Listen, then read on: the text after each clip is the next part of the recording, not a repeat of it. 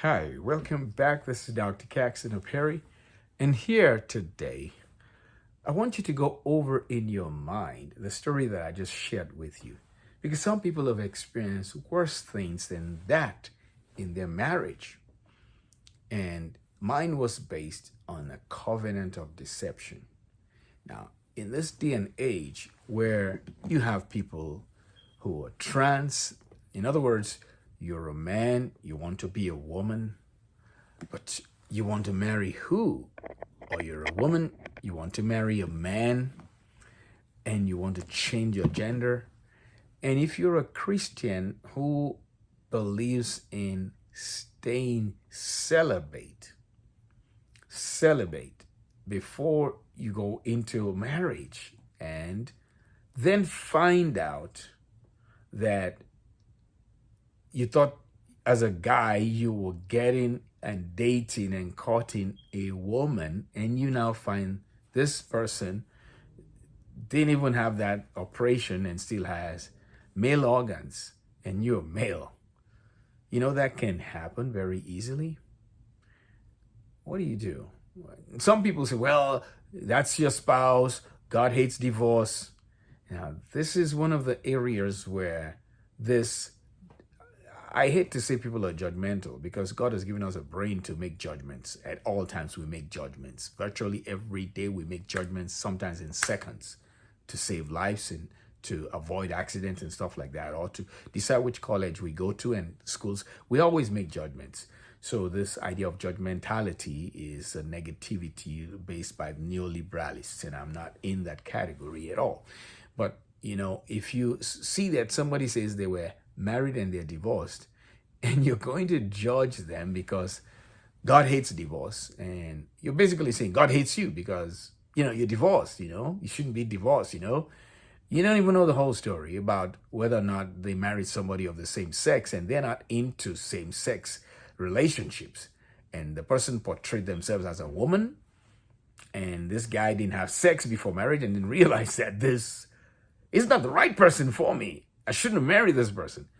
Those kinds of things are going to be happening more and more.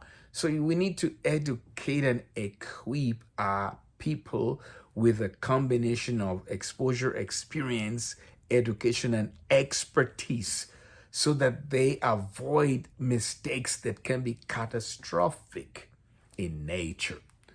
You must know, hey, ask one question. Did you have a sex change? Are you a man or a real woman at birth? Were you male or female? That's important these days. Maybe 20, 30 years ago, it might not have been, but now it is. And once it now is, you've got to ask the question. So on the rightness, if a person is right for you, there's some things you as an individual must discuss, ask, investigate, or learn about. Is someone right for me? What makes them right for me? And what could make them potentially not right for me?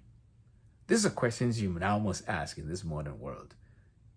And rightness does not mean readiness. A person may be right for you, but they may not be ready for marriage. Some people want to wait another 2-3 years, get their master's degree or finish their college, their first degree, before they start having a family.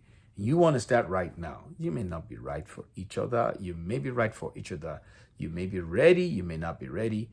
And like I said, if two people are not right for each other, if two people are not ready for each other, those are 4 components. If you come to the coaching one-on-one sessions or the group sessions, you'll see exactly how I've explained and broadened the perspective of every individual in the room. They can see that it is so dangerous to marry somebody who is not right for you. So the question I want you to leave with is, go look at your past relationships and ask yourself this question. What made this person right for me? Particularly the ones that didn't work out well. What made this relationship or this person wrong for me? And what did I choose to ignore or overlook? This is Dr. Caxton.